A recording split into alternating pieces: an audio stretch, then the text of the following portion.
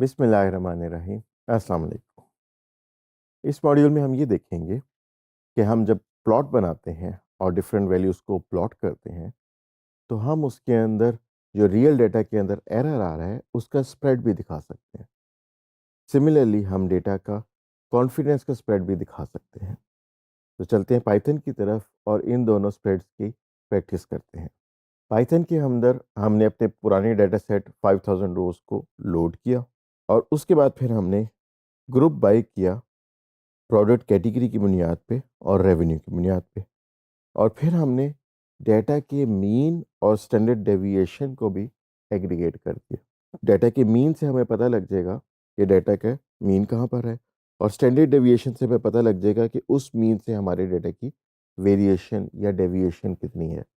फिर हमने सब प्लॉट बनाया बेस्ड ऑन द स्टैट्स, और उसके अंदर एक बार चार्ट बनाया जिसमें हमने स्टैट्स की इंडेक्स दे दी, स्टैट्स का मीन दे दिया, और एरर बार दिखाने के लिए हमने स्टैंडर्ड डेविएशन को यूज़ कर लिया।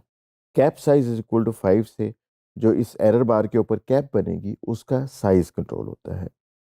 अब इस कोड को हम एग्जीक्यूट करते हैं तो हमें बार ग्राफ नज़र आया, लेकिन पहले बार ग्राफ से थोड़ा सा ये डिफरेंट है कि इसके अंदर आपको एरर बार्स भी नज़र आ रही हैं।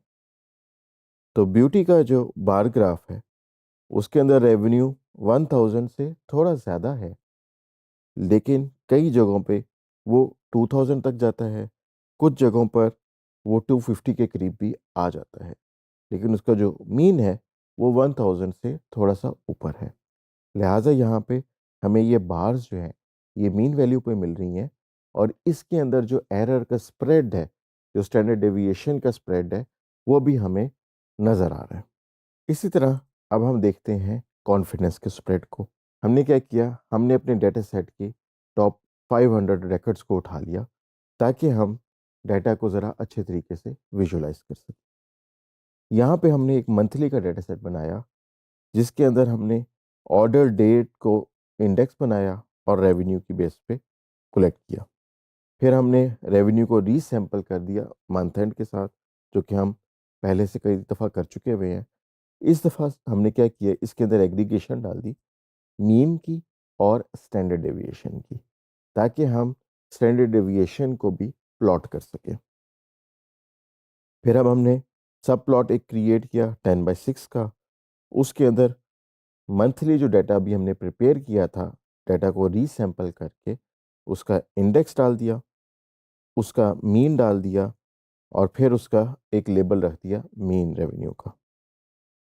फिर हमने नेक्स्ट काम क्या किया कि हमने कहा कि इस डेटा को इसके दरमियान फिलिंग कर दी जाए।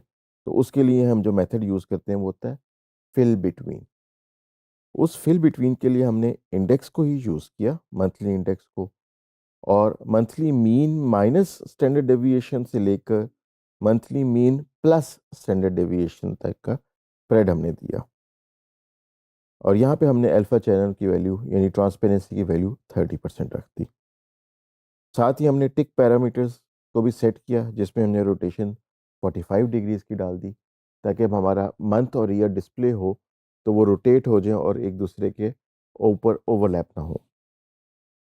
अब इस कोड को हम चलाते हैं और हम ये देख सकते हैं कि जो हमारा ग्राफ बना है उसके अंदर हमारे पास कॉन्फिडेंस बैंड भी आ रहा है। और ये कॉन्फिडेंस बैंड किस तरह से आ रहा है, दरमियान में जो ब्लू लाइन नज़र आ रही है वो हर मंथ की मीन रेवेन्यू वैल्यू है, और इसके ऊपर और नीचे की तरफ जो आपको बार नज़र आ रही है ये इसकी माइनस स्टैंडर्ड डेविएशन से लेकर प्लस स्टैंडर्ड डेविएशन की वेरिएशन आ रही है। तो इस तरीके से हम कॉन्फिडेंस वैल्यूज़ को भी प्लॉट कर सकते हैं। लिहाजा इस मॉड्यूल में हमने ये देखा कि ना सिर्फ ये कि हम डेटा का मीन प्लॉट कर सकते हैं, बल्कि उसके अंदर एरर की वेरिएशन और कॉन्फिडेंस की वेरिएशन को भी प्लॉट कर सकते हैं।